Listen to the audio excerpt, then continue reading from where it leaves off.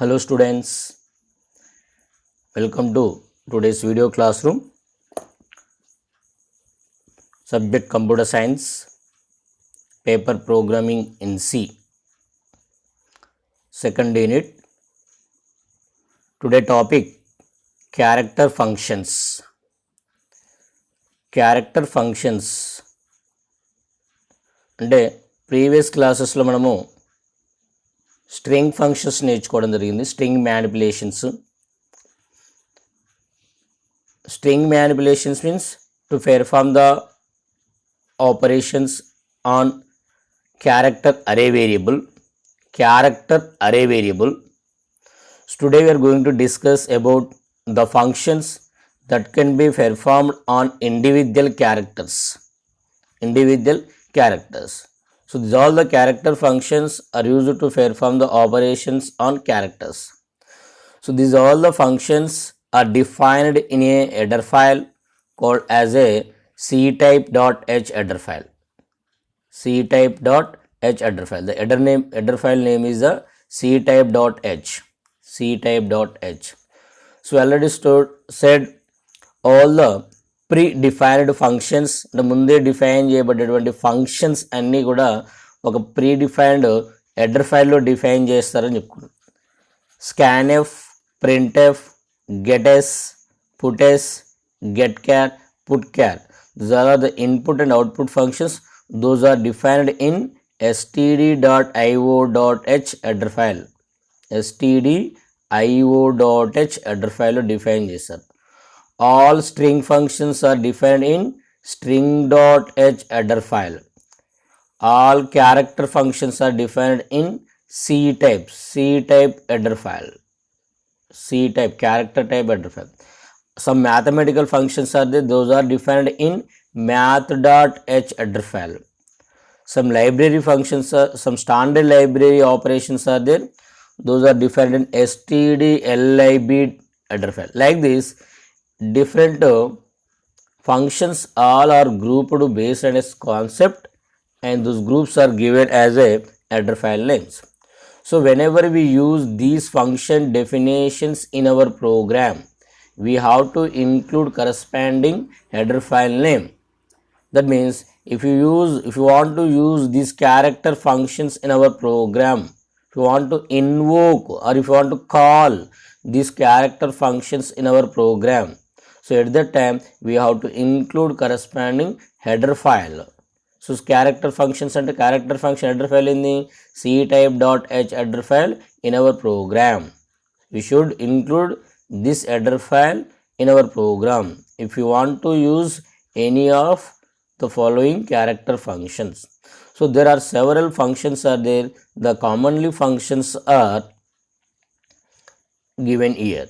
So generally characters, whenever, and they already say that a character is any digit or alphabet, a special character that is enclosed in single quotes. So for example,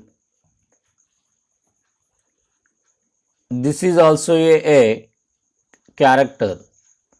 This is also a character. This is also a character. So all the letters that are enclosed in single quotes are treated as a single quotes. Single quotes are treated as a character. ఇట్లా single quotes మధ్యలో ఉన్నట్టు మొత్తం కూడా characters అని చెప్పుకున్నాం. So ఇక్కడ మీరు అడగవచ్చు, సార్ 2 అనేది క్యారెక్టర్ అని ఎలా చెప్తారు, అది నెంబర్ కదా అని అనొచ్చు. But it is a number అయినప్పటికీ క్యారెక్టర్ ఇలా రిప్రజెంట్ చేస్తే క్యారెక్టర్. సో అలా సింగిల్ కోట్స్ చేయకుండా ఇలా రాసేది it is a number. So మనం న్యూమరిక్స్ని డైరెక్ట్ ఇలా స్టోర్ చేసి it is a integer number అవుతుంది. ఇలా రాసేది ఇది క్యారెక్టర్ అవుతుంది. సింగిల్ కోట్స్ ఇస్తే క్యారెక్టర్ అవుతుంది. సో సేమ్ దీనికి ఇట్లా డబుల్ కొటేషన్ ఇచ్చారనుకోండి, అదేమవుతుంది, అప్పుడు స్ట్రింగ్ అవుతుంది. ఇలా డబుల్ కొటేషన్ ఇస్తే స్ట్రింగ్ అవుతుంది. ఈవెన్ సింగిల్ క్యారెక్టర్ ఉన్నా కానీ డబుల్ కొటేషన్ ఇచ్చామనుకోండి, అదేమవుతుంది, స్ట్రింగ్ అవుతుంది. ఓకే. సో ఇలాంటి డబుల్ కొటేషన్స్ ఉన్నటువంటి స్ట్రింగ్స్ మీద ఈ క్యారెక్టర్ ఆపరేషన్స్ పెర్ఫామ్ చేయలేము. Only we can perform the operations with that are declared the single కోట్స్తో డిఫైన్ చేసింది మాత్రమే యూజ్ చేస్తాము. So for example A. So whenever we read the characters we need to check something. For example, I ask the user to enter some data. So rule number enter చేయమని చెప్పాను. Some rule numbers ఎలా ఉంటాయి ఎస్పెషల్గా for example if engineering వాళ్ళ student numbers తీసుకుంటే number all ticket నెంబర్లో మిడిల్లో alpha digits కూడా ఉంటుంటాయి. అంటే ఆల్ఫా న్యూమరిక్స్ ఉంటాయి, అంటే నెంబర్స్ ఉంటాయి, నెంబర్స్లో ఆల్ఫాబెట్స్ కూడా ఉంటాయి. రూల్ నెంబర్లో ఆల్ఫాబెట్స్, నెంబర్స్, న్యూమరిక్స్ ఉంటాయి, ఆల్ఫాబెట్స్ ఉంటాయి, రెండు కలిపి ఉంటాయి. బట్ సమ్ స్పెషల్ లెటర్స్ కానీ డాలర్ సింబలు, మధ్యలో ఐఫోన్స్ అవి ఉండవు. ఓకే, అతను ఎంటర్ చేయగానే you have to take the each character, ప్రతి క్యారెక్టర్ తీసుకొని అది ఆల్ఫా న్యూమరిక్ అనేది చెక్ చేయాలి. ఆల్ఫాబెట్ అయినా నో ప్రాబ్లం, డిజిట్ అయినా నో ప్రాబ్లం, బట్ అది వేరేదా కదా చెక్ చేసుకోవాలి. At that time we use is al num, is al num అంటే ఆల్ అంటే ఆల్ఫాబెట్, NUM అంటే number. So if the given ఇది పారాంథసిస్ ఉంది కదా, ఈ పారాంథసిస్ మధ్యలో ఒక క్యారెక్టర్ వేరియబుల్ నేమ్ మెన్షన్ చేస్తాం, లేదా ఒక క్యారెక్టర్ మెన్షన్ చేస్తాం. సో మెన్షన్ చేసినటువంటి క్యారెక్టర్లో ఉన్నది ఆల్ఫాబెట్ అయినా కానీ A to Z any number or digit అయినా 0 to 9 ఎనీ డిజిట్ అయినా it will give the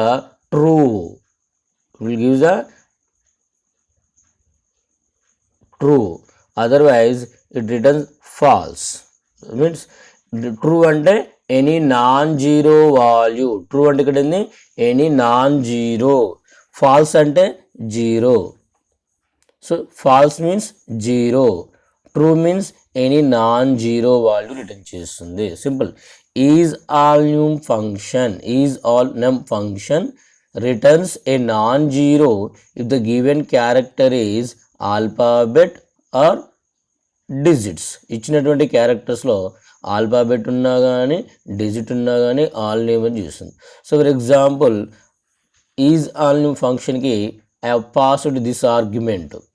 so given year enclosed in the ఆల్ఫాబెట్స్లో ఎన్క్లోజ్ ఉంది. సో ఆటోమేటిక్గా it gives a non zero value, any positive value return చేస్తుంది. Next for example given like this, it is also gives a positive value return చేస్తుంది. For example I passed ampersandal letter with the single character, so it will gives a 0 because it is not an alphabet and not a numeric value. So this is the all num function. Next one is the is alpha. This function returns a non-zero value if that it is only a alphabet A to Z, either capital letters కావచ్చు, small letters కావచ్చు. Then only it returns a positive number, that is a non-zero value, any non-zero value is return చేస్తుంది. But ఇప్పుడు is a number అయినా లేదా ఇట్లా special symbols ఏది ఉన్నా కానీ ఏం చేస్తుంది, ఇది జీరో వాల్యూని రిటర్న్ చేస్తుంది, ఇట్ ఈస్ ఫాల్స్ అని మెన్షన్ చేస్తుంది.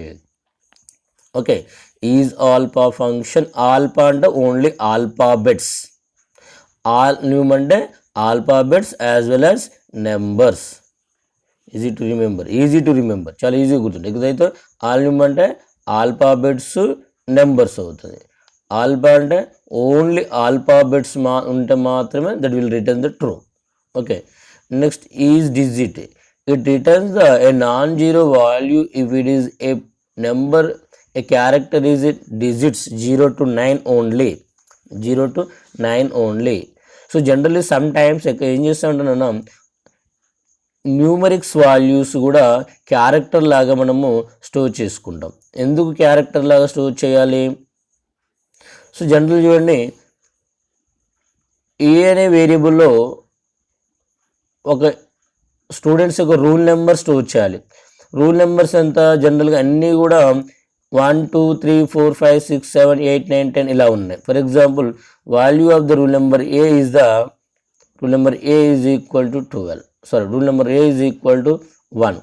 ఇప్పుడు ఏ ఈజ్ ఈక్వల్ 1ని either it is a integer value లాగా స్టోర్ చేయాలా, క్యారెక్టర్ డేటా టైప్ తీసుకోవాలా? ఏ యొక్క డేటా టైపు మనకు అందరు కూడా తెలిసేది ఏంటంటే A is a integer number sir అది. సో 1 అనేది integer number, numeric value, so that it will take the integer data type అని చెప్తాం. మరి ఇంటీజర్ డేటా టైప్గా డిక్లేర్ చేసినప్పుడు ఏ అనే వేరియబుల్కి ఎంత మెమొరీ అలొకేట్ అవుతుంది? 2 bytes ఆఫ్ మెమొరీ అలొకేట్ అవుతుంది. Yes. Next, if you represent a variable as a character data type, it will require only 1 byte of memory, only 1 byte of memory. చెప్పండి ఇప్పుడు అప్పుడు ఏని integer లాగా డిక్లేర్ చేద్దామా character లాగానా? అందరూ కూడా ఇంటీజర్ క్యారెక్టర్ అంటే ఎందుకంటే 1 byte ఆఫ్ మెమొరీ తక్కువ తీసుకుంటుంది కనుక. So generally when ever some numerics sir rule number 1 వరకు ఉంటే ఓకే, రూల్ నెంబర్ 12 ఉంటుంది సార్, 2 digits ఉన్నాయి కదా, అప్పుడు విల్ టేక్ ద క్యారెక్టర్ అరే తీసుకుంటాం. క్యారెక్టర్ అరే తీసుకున్నప్పుడు సైజ్ ఎంత ఇస్తాము? 3 ఇస్తాము. ఓకే, 2 digits ఉన్నాయి, 2 digits ఉన్నాయి. So like that. So 2 bytes of మెమొరీని ఆక్యుపై చేస్తుంది. So for example rule number 14 digits ఉంది, రూల్ నెంబరు 14 digits ఉంది. 14 digits ఆల్ టికెట్ నెంబర్ ఉన్నప్పుడు ఆటోమేటిక్గా ఏమవుతుంది? 14 characters of byte memory requirement అనేది అవుతుంది. ఓకే, సో జనరల్గా ఈ ఇంటీజర్ వేరియబుల్స్ని, న్యూమరిక్ వాల్యూస్ని ఇంటీజర్ డేటా టైప్ ఎప్పుడుగా డిక్లేర్ చేస్తామంటే whenever we perform the some mathematical calculation on this data will declare it as a integer. Next, whenever we don't perform any mathematical calculation, it will be treated as a character data type. Character data టైప్గా treat చేస్తాము. Mathematical calculation perform చేస్తే ఇంటీజర్స్ లాగా, okay, some ఎలాంటి mathematical క్యాలిక్యులేషన్స్ ఉండవు అన్నప్పుడు character data type లాగా డిక్లేర్ చేస్తాం. సో ఇలా క్యారెక్టర్ డేటా టైప్ లాగా డిక్లేర్ చేసినప్పుడు రీడ్ చేసినటువంటి నెంబరు డిజిటా ఆర్ ఆల్ఫాబెటా చెక్ చేసుకోవడానికి we use the is digit. So is digit function returns a non-zero value, the given character is a digit, that is any value from 0 to 9, 0 to 9 any value చేస్తుంది. Okay, next is the is lower. It will check whether the given character is a small letter or capital letter. Small letters లో ఉందా are ఆల్ఫాబెట్స్లో capital alphabet ఉందో check చేస్తుంది. So it will return the a positive number, or you can say that a non-zero number if it is a lower case letters. అన్నీ కూడా lower case letters ఉంటే non zero values ఉంది. If any upper case letter అనుకోండి అది that will gives a 0. Next upper. So again same this function returns a non zero, the given character is upper case letter. Upper case letter అయితే 0 ఇస్తుంది. Next, is space. The is space function returns that the given character is a space. Given character is a space. Spaces కనుక్కుంటాం. So for example new Delhi అని ఇచ్చాను, new Delhi అని ఇచ్చాను. So new Delhi అన్నప్పుడు ఆటోమేటిక్గా దాంట్లో ఏముంది? స్పేస్ ఉంది. ఇట్లా స్పేసెస్ ఏమున్నాయి ఫైండ్ అవుట్ చేయాలనుకుంటే ఈ స్పేస్ అనేది చేస్తాను. సో సమ్ టైమ్స్ ఎలా అంటారంటే read a line of text, read a line of text, అది ఏదైనా కావచ్చు, ఒక టెక్స్ట్ రీడ్ చేస్తాం. ఈ టెక్స్ట్లో మనకు ఆల్ఫాబెట్స్ ఎన్ని ఉన్నాయి, ఆల్ఫాబెట్స్ ఎన్ని ఉన్నాయి, డిజిట్స్ ఎన్ని ఉన్నాయి, స్పేసెస్ ఎన్ని ఉన్నాయి కౌంట్ చేయమంటారు. So at that time will take each character from the line, లైన్లో నుంచి ప్రతి క్యారెక్టర్ తీసుకుంటాం. If it is a alphabet will count the alphabets, digits అయితే డిజిట్స్ని ఇంక్రిమెంట్ చేసుకుంటూ పోతాము, స్పేస్ అయితే స్పేస్ని డిజిట్స్ ఇంక్రిమెంట్ చేసుకుంటాం. సో అలాంటి సిచ్యువేషన్లో we use these character functions. So దీంట్లో మనకు ఇక్కడ ప్రోగ్రామ్ ఏమి ఇవ్వలేదు. సో ఇంకొకటి ఇక్కడ అనదర్ ప్రోగ్రామ్ ఇచ్చాను, that is array of strings అనే కాన్సెప్ట్. సో ఈ అరే ఆఫ్ స్ట్రింగ్స్ కాన్సెప్ట్ మనకు సిలబస్లో లేదు, కానీ ఇక్కడ నేను జస్ట్ మీకు అండర్స్టాండింగ్ పర్పస్ కోసం ఇవ్వడం జరిగింది. సో అండర్స్టాండింగ్ పర్పస్ ఇక్కడ ఏంది కాన్సెప్ట్ ఏంటంటే సార్ అరే ఆఫ్ స్ట్రింగ్ ఏంటంటే సార్ ఒక స్టూడెంట్ నేమ్ స్టోర్ చేసుకోవాలి, ఒక స్టూడెంట్ నేమ్ స్టోర్ చేయాలి. నేమ్ స్టోర్ చేయాలంటే ఆటోమేటిక్గా నేమ్స్ అంటే collection of characters, name is a collection of characters. At that time we have to take array variable.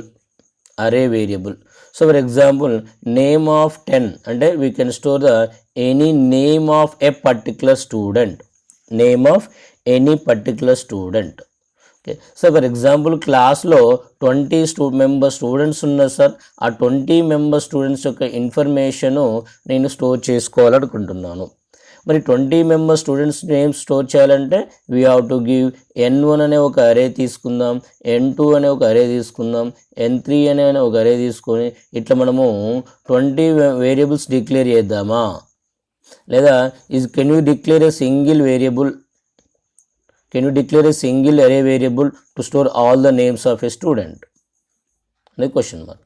Yes, you can declare a single array variable to store all the 20 members, 20 students names. Oh, now we'll see.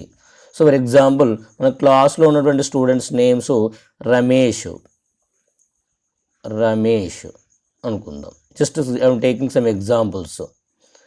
Next Mallesh అనుకుందాం.